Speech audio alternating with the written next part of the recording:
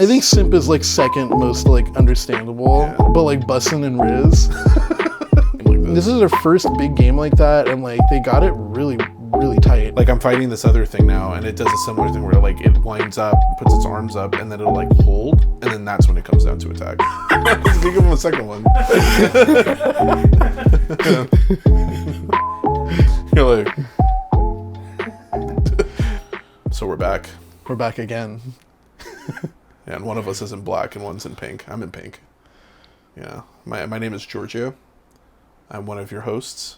And I'm Marco, your other host, your other co-host. Some say that he's illustrious. Some disagree. I think he's quite illustrious. Welcome to Two Souls Podcast. You know, we're pretty excited about this. You know, we took a little break from Swarcast because, you know, that was, as we like to say internally, a beta test. You know, we're figuring out our flows and seeing what we liked, what we didn't like. Namely, just honing in on what we wanted to do. You know, and that's kind of what we wanted to talk to those who are going to listen to this right now about. So, you know, did you want to open up on like what we think this format's going to be like and what we're planning to do with this? So basically what we were doing initially was we were just kind of like getting some sort of output with the podcast. And like you said, we're like honed in now, so we know what we're going to do. And the format of this podcast is really going to be like a news section at the beginning. And we're going to do an on the game section where we talk about, you know, a game that released that's particularly interesting at the time, or if there's like a mechanic that we see coming back, or, you know, we'll keep ourselves on our toes. Yeah.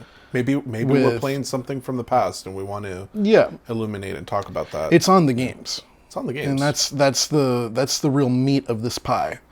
And then at the end, we're going to keep it a little open where we're just going to kind of update on what we're doing personally. And, you know, we figure from there we can kind of make it a little more open, the conversation, you know? Yeah. But yeah, this is Two Souls now. It's no longer Swarcast. Because I don't know if you guys can see, you know, on our wide angle, but we got two souls here. We have two souls. There's two souls on the cast. Yeah. And so, yeah, I think that's it's good update on like what we've been doing with that and where the podcast is at. As you can tell, our set looks a lot better now. Yes, you know? we dropped the whole garage plan to be more comfortable inside, because it's like, it was blaring outside when we were filming that. Oh boy, and the 747s going by. Those of you who know. It was that, and then the little like the ice cream truck going by. The Elote man. Then the elotes, dude, like little horn. The neighborhood clown, as we call him, because he's got a little clown horn that he squeaks on the way, so you know the corn's coming. Gotta love that corn. So, anyway, why don't we jump into some news topics? Yes. We figured we'd keep it light for our first episode, or episode 0. You know, so we brought two things that we felt were the most important to talk about. One being Naughty Dog. Yes. Now, for those of you who don't know, Naughty Dog's the developer that made the Uncharted series. They did Last of Us. A lot of critical acclaim, a lot of cool technology updates and engine developments for the industry. And with Last of Us 2, they were going to release this multiplayer section, or rather like a whole add-on, and then that ended up getting expanded into a whole game. And we haven't heard about it for a long time. Yes. And now we finally heard about it, and they canceled it. Well, they put it on a hold, but it's canceled. They should have just done Factions 1 in like the 2 textures and animations and all that stuff. It was fun. Just made it simple. I mean, that was I think the allure of the first one is that whole multiplayer section. It was fun because it actually played off of the mechanics really well. Yeah. But it almost felt like it had that same kind of, I'm trying to think of how to word it, but it had the same kind of like excitement and fun that like the old games, like a GoldenEye, when they added on multiplayer. You're like, man, this is like really simple. It works. Yeah, and I want to just keep playing it. Like, yeah. Then they tried to make it this whole thing. And I think to that point of like the GoldenEye, it's like, dude, like all of these multiplayers were just kind of thrown in last second. Yeah. You know, they're like, oh, why not throw a multiplayer? And then they just like kind of threw it in there, and like that was kind of part of the charm. Yeah. Because it was just simple. There's not all this like fat to it.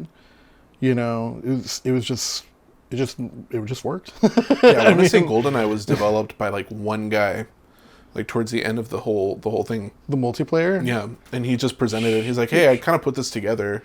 They're like, "Wow, this is a lot of fun," So I know games aren't made that way nowadays. There's a lot more expectation when it comes to multiplayer and all that, and it sounded like Naughty Dog was really trying to, go to the nines, as they say, with all of this. Like having all these different factions and different things and stuff. But I guess it sounds like it's on hold. It's not canceled. It's on hold, but it may as well be canceled. It's canceled in our hearts. Dude, this thing's been taking so long too. Yeah. Like, I'm not surprised it's on hold, but it is. Yeah. And that with that, that leads us to the next bit of news. Yeah, I'd like you to take this one. Which I think we should get a little more serious, because this is very important news. Riz, Mid, Simp, and Bussin', and more actually, are being added to the Webster's Dictionary. This is good. This is, I think, very important. It's big for our society moving forward. It's big for our country. I think it's big for other countries too. English is a pretty universal language. So now we can actually. Someone says that someone's simping. For me, I'm like, what is the process they even go through to like choose to add these words? And I'm curious what the definition is going to be. Well, mid, I feel, is pretty straightforward. Mid's straightforward. Yeah, like it's not low tier, it's not high tier, it's mid. I think simp is like second most like understandable, but like Bussin' and Riz. It's gonna have to be. Dude, so like there's gonna be kids that are gonna be able to use this in their like essays. Yes. Yes. They're gonna be like thesaurus dictionarying like their freaking like their essay. They're gonna be putting Riz and Bussin', dude. And more. Yeah, the Count of Monte Cristo was, once imprisoned, but later on he had much Riz. I think it's good. It's like, if it's being used, it's being used. We should have a definition for it, but it's hilarious. I think it's great. So, those are our news topics for today. Yes. Keeping it pretty straightforward as we continue to, get back into the waters. Right now we're dipping the toe, So we have one main topic that we want to talk about today. Yes. Now we're on the games. Now we're on the games. So this is on the games. This is the main, as my co-host put it, the meat of the pie. So this is a shepherd's pie. It's not a sweet pie. No. Okay, this is where you get your nutrients. So this is good. Yes. We're going to talk about a little game called Lies of P. Okay. It's not that little. It's pretty big, actually. And it's quite AAA, as they say. So, Lies of P. For those of you who know about Soulsborne games, know about the Bloodborns and the Dark Souls and the Demon Souls, all the Souls, really. Sekiro. This is in that vein, as this has become like a new genre. And Lies of P is made by, it was another developer. They mostly did like mobile games before, like mobile MMOs. They were mid, as I read online, mid mobile games. But they released this new game called Lies of P where it's like their own Souls-like. And if this isn't the closest that we've gone to like a From Software like Souls-like, like I don't know what it is. Like it actually, if you didn't know that it wasn't From Software, I think you could very easily be convinced that it was them and be like impressed that they took like such a different route, if you will. Because like mechanically the game it's got your stamina bars, it's got your health, it's got the way that you level up. Instead of like strength builds, you've got like they call motivity builds. And instead of dexterity builds, you've got technique. But it's all the same kind of thing. You've got the Sekiro arm. It's like Pinocchio, because Lies of P is based off of Pinocchio. For those of you who do not know. Freaking Pinocchio. Pinocchio. That's a good one. Puppets die twice. Oh, man. But yeah, the game mechanically, it's very much in line with like what we've come to expect from these Soulsborne games. But it's with this like dark fantasy, like Pinocchio twist, where it's like you're actually playing as like Geppetto's son, the puppet, as it were. Pinocchio. Pinocchio, yeah. Yeah. Yeah. So what do you think of it so far? So I think in terms of like the world design, because like the thing they nailed really well was like the whole just the feel of the world and the aesthetic and like I haven't beaten it yet, but so far like the level design's like pretty thoughtful, Um, and those are the things that like in particular because they end up like working to the effect of it's like you and I were talking about it where it's like pretty early on there's certain people you'll talk to and like just like the way the writing is and then the way the world is and the little sounds you're hearing in the background and stuff like that, like you're kind of like on edge the whole time. Yeah. And like it gets to a point where it's like you have like the Hotel Krat and that's like your what was it called, Firelink Shrine, right? Like that's like your little hub, the safe space. And like even in there, you're kind of like looking around, like, okay, like something gonna pop out. Because even like with the FromSoft games, like there's certain times where it's like you'll like send someone to Firelink Shrine and then they like kill everyone or whatever. Yeah. And I'm like, okay, if they're taking off of that, like I don't know what they're gonna do here. And it just the game does a really good job at keeping you on your head, like on the edge, And a lot of that's because of like just the aesthetic. It's like they really nailed that, dude.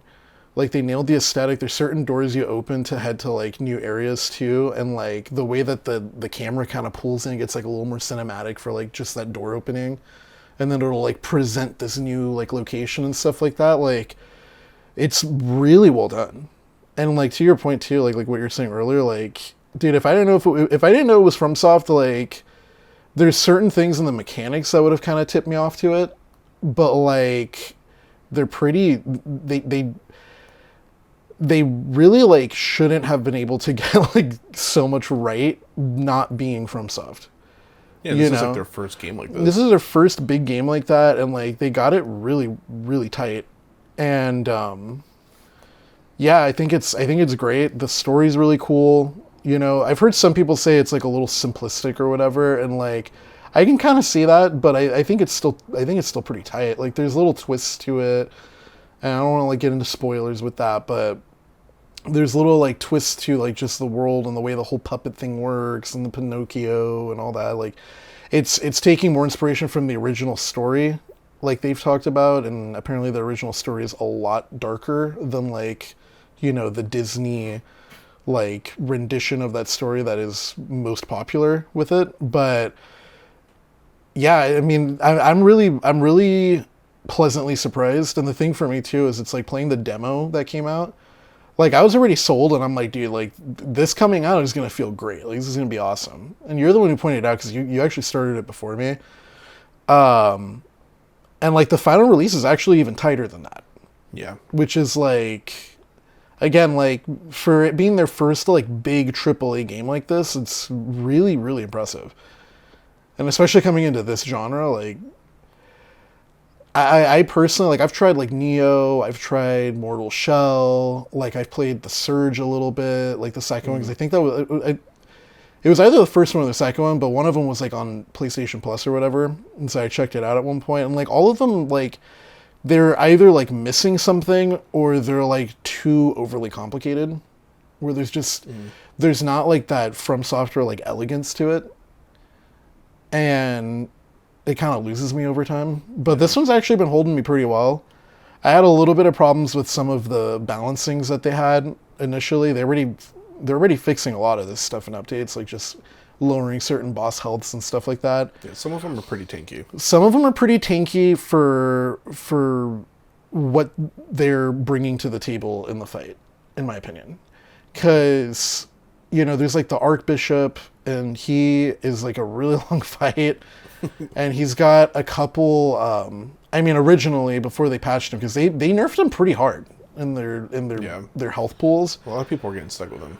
Yeah, it's doable. All of these things were very doable. That's the thing I'll give them too. Like, it didn't feel like it was unfair and broken. It was just so like, it was so grueling. And for me, I'm like, the mechanics of the game are a little more complicated than like a typical FromSoft game. And I think like there is a very minute level of like a lack of elegance in the design, but it's like pretty small. Well, it's because you and I talked about this too. They don't really funnel you into some of the like damage mitigation options that you have, and like tell you like these are the scenarios where you want to be doing these things. You know, they do tell you, okay, when you have like this red attack, kind of like in Sekiro where they have like the the kanji that kind of flashes, and you're like, okay, I need to like get out of the way of this one because I can't parry it, you know, and I can't technically dodge it, so I got to figure out some way around it. In this, it's similar where they'll have those like red attacks, but like you're only supposed to perfect parry those, and so that's like tapping on like the guard button. But then past that though, like you have a guard, you can like run away, you can dodge, and then you've got the perfect parry. And so really you're kind of learning like what I've been finding in the system is so far perfect parries are pretty useful because you can break some opponent's weapons. So like there's this one robot like jester dude that I fought that it really helped to like break his weapons because his weapons were easy to break. And so I got used to like the pattern and then like perfect parried those, and then he would be broken and then it was easy to stagger him. But then there's some that it's like, dude, I'm like, as much as I perfect parried, I don't know how many hits it takes before like that weapon gets broken. So it's cool, you don't take damage, you're able to like mitigate that and stay like close because they do want you to be aggressive in this game. That's one thing I will say is they do reward like aggression. And especially since they have like that rally mechanic, where it's kind of like Bloodborne, where like you take a certain amount of health and you can regain it. For they like call a it period. Yeah, and they call it like a guard regen or regain. It's like guard recovery or something. Yeah, something like that. And it's a similar kind of idea where you're going, okay, let me stay in here. I don't want to be too far away from them. Like you can run away from a lot of attacks, but like enemies have that guard regain also. So then and it doesn't seem like theirs like expires. You know, like they can like hold a lot of like guard regain and they can recover a lot of health. Because I was having that happen with who was the guy I was fighting? I can't remember who I was fighting exactly, but I was having that problem where I'm like, okay, I'm trying to kick back while he's doing certain moves, and I'm like, wait a second, like I did way more damage than that, and then I realized I'm like, oh, he's got his health regen thing too. Yeah. But because they just like latently like constantly regen. Like bosses constantly regen, but for that little period. Yeah. To your point of like they support aggression, because if you keep attacking them, like it's not super fast that it's regenning. It's like actually pretty slow. Yeah, it is. Really but slow, it is like it is regenning. So if you're just like really sitting back and like waiting, like you're kind of like just letting them heal up. Yeah. But if you kind of keep attacking and between combos get like a hit in, like you'll keep that going down. Yeah. They really want you to like stay in that like right in zone. that zone, which is it is thrilling. I will say like this game I think is one of the ones that's reminded me the most of like a Bloodborne. Like outside of like the From Software games. And even some of the From Software games, dude. Like they really want you to be like right like facing that boss like at all times. And I like that. Like it's just exciting, you know. And like you finish, you got like your heart pounding. You're like, yes, I did it. Like I've had that happen with like all the bosses I've beaten, where I'm like, yes, I got him, you know. And so, yeah, I'm about like I want to say from like what I was seeing, I'm a little past halfway now at this point. That's how far like we are. I'm like halfway. Because I'm like to a little two-thirds. bit behind you. Yeah, we're about the same area in the sections. Sheesh, dude. The game's pretty long then. So it's more like 2/3. From what I was saying. Yeah, it's got they're because they split up the game into like areas, and we've got like another like 4 areas after this.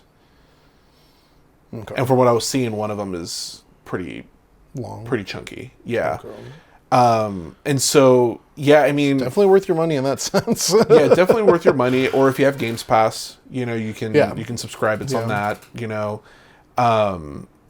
But yeah, I mean into the whole story thing, yeah, it is a little more simplistic. I will agree with that. You know, all of the From Software games, it feels like they have way more moving parts to the story. This one feels like it has less.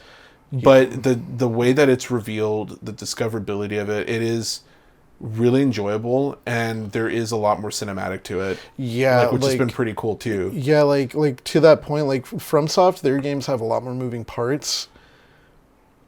And I'm sure like anyone who plays these games probably watches like VaatiVidya and stuff like that. Like it's the story is everywhere if you want to look at it. But you can also kind of get through and be like, oh, it's a cool cutscene before the boss. Just like Yeah. fight it and move on, not know anything.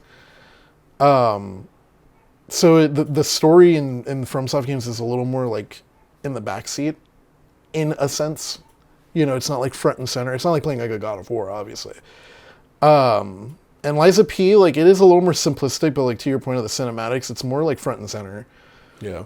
Like there's actually like really clear dialogue between characters and stuff. Like if you're talking with Geppetto or like some of the other people in like Hotel Krat and stuff like that, like they'll literally just kind of like tell you what's going on. It's not like some guy talking about like a scourge and how he's yearning for this and that, and you're like, what the hell is a scourge? And then like you're questioning all these. It's not like that. Like It's all a little more on the nose. it's way more on the nose, Yeah. and it's more front and center, and I think just you can kind of play the game and like know what's going on.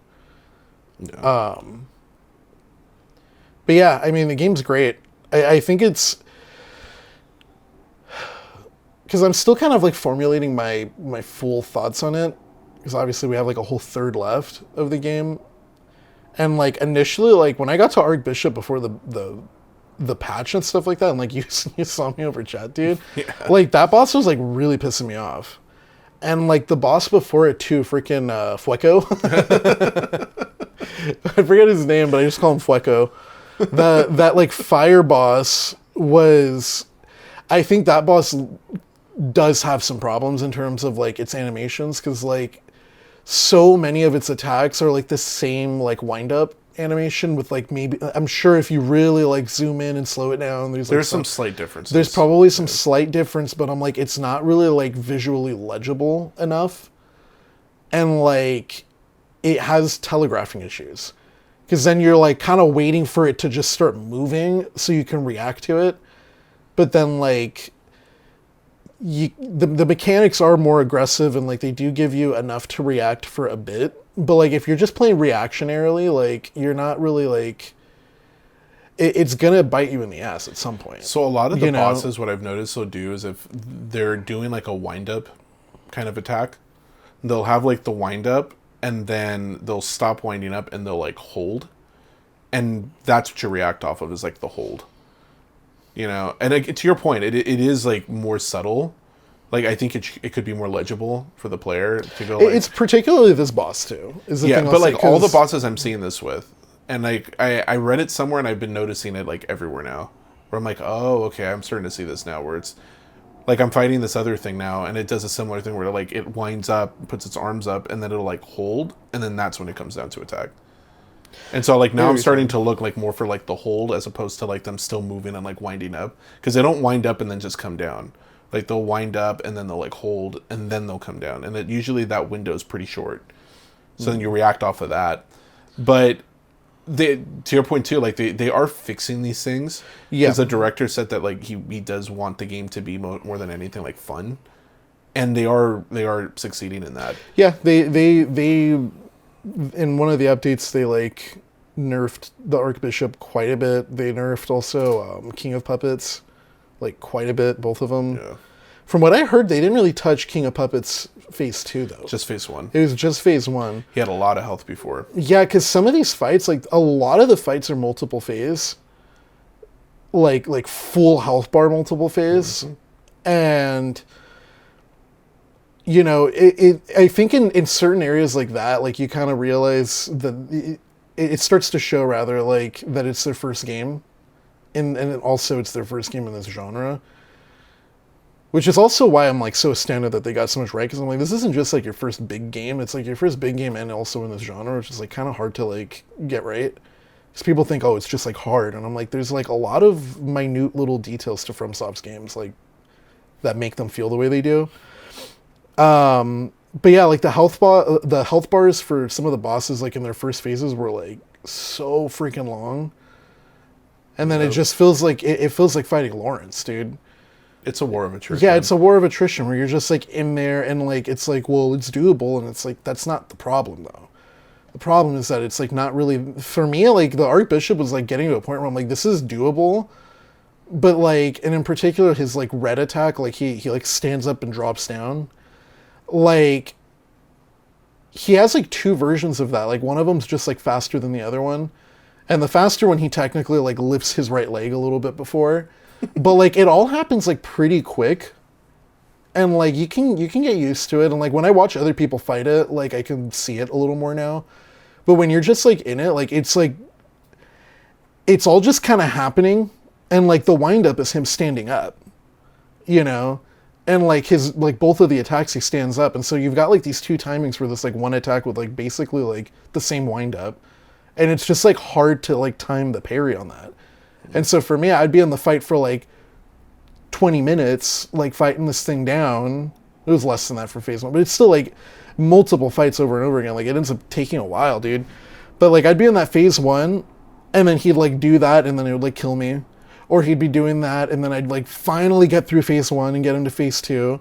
And then I'm getting the fight down, I'm getting his health down, and then he gets like real low, and then he'd like do that, and then like choose the faster one when I was kind of like anticipating the longer one, or vice versa, and then it's like, okay, now I'm dead. And then you have to redo it. And it's like, it's doable, but it's like at a certain point when you're just in like the boss arena, just fighting it for so long, it's just kind of like, for me, it starts to get kind of annoying.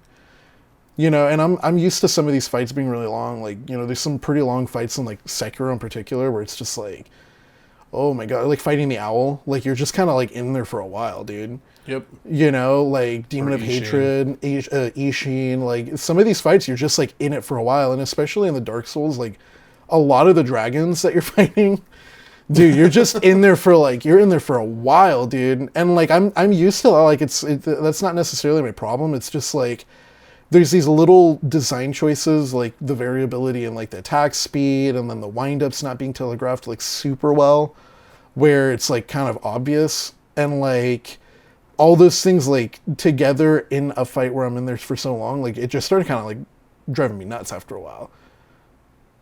And then to your point of the fun, like they ended up like they're on the right track. Like there's definitely some design flubs, I think. Like one of the biggest ones I've talked to you about is like when you get knocked on the ground, you have to wait for Pinocchio to like stand up, and that's fine. But what ends up happening is like you'll get knocked on the ground, and then by the time you get up and like your hitbox is turned back on, or your hurt box is like turned back on, the enemy's like in their next combo like swinging at you. And so you need to like really learn what you're fighting against and know exactly when like you're in your idle frame to like actually be able to like parry and do stuff. Because when he's standing up in that animation, he can't really do anything. Yeah. And then you have to like time it and get back in the flow. And like it's kind of frustrating because for me, I'm like, you start using like the quartz and dealing with like the P organs and those upgrades and stuff, and there's literally like an upgrade to be able to like roll off the ground. And I'm like, why is this behind like an ability. upgrade? And it's like, and it's in ability. phase two. Like it's not even Yeah. like you can get it like immediately. It's like in phase two, and like you're dealing with bosses like pretty early on, where it's like, okay, I need to be able to like just roll off the floor. And you can't do that until you get to phase two, and then like do the 2 quartzes on that thing and like unlock it. And even so, like I've been messing with it, and like I need to like focus on it more, but like there's like a window where you can like roll off the floor. It's not. So it's not like whenever. It's not like you can just roll off the floor. There's like a window. And I'm like, it just, again, it's not a matter of it's not doable or it ruins the game or anything. It's just a matter of like it doesn't feel right. And like I think another thing I can say doesn't feel completely right to me is like the whole parry mechanic. Like the way it works in Sekiro and a lot of these other games is there's like a window on the enemy's attack animation that if you parry it and you're in the right spot, like distance wise and spacing and all that, like you'll get the parry. But in Lies of P, the window where you can parry is on yourself. Yep. And so you're trying to like open this window to like catch the attack, rather than you're trying to like deflect the attack at the right time. And it's like really minute, you know, like, and don't get me wrong, like for me, the more time I'm playing with it, I'm like, I'm kind of getting used to it and stuff. And like, it's doable, it works, all of that, but like, it just doesn't, it feels kind of off to me. And like, I don't know if I really like how it feels. Because I'm like, I don't like, Yeah, I don't I mean- like, I don't like catching the attack and trying to do that. I like just hitting it at the right time, and then I'm like, I deflected it. Yeah, I mean, it is a difference. It's a pretty subtle difference. For me, I've been just fine with it. You know, they give you like a second, like a full second to parry, and if you hold it, it just turns into a guard. You know, which is nice too, because then you're like, all right, well, I missed the perfect timing window, but at least I get to still not take a full hit. So yeah, I mean, it is giving you other opportunities to like deal with the enemy's attacks differently, and I do appreciate that. But overall, I find myself going back to it because it is a really challenging game, and the stuff that they give you is more than enough, I think, to be able to get past and get through it. You know, there's your throwables, and there's, you know, your grindstones where you can add like fire or electric or whatever kind of property you want to your weapon, and you know, there's all the stuff that you would need to otherwise like get you through it, and it is fun. Like the bosses are really well designed. They're really cool. You know, I personally have been really enjoying like the whole process a lot. You know, it's been a lot of fun. You know, but that being said, though, like the other thing I really like too is the whole weapon mechanic where you can like combine like the blades and then like the handles. Yeah. You know, I think that whole mechanic is like really cool, because then you can find something that like I have like this like pipe wrench that does like heavy stun damage, and then there's like this little police baton that does like the handle does a lot of stagger damage, and I just combined those two, and now I've got like this little like oonga boonga machine where I can like go and like hit someone on the head, and then they're like staggered, and it happens like in one hit, like one charged hit or like two like light attack hits.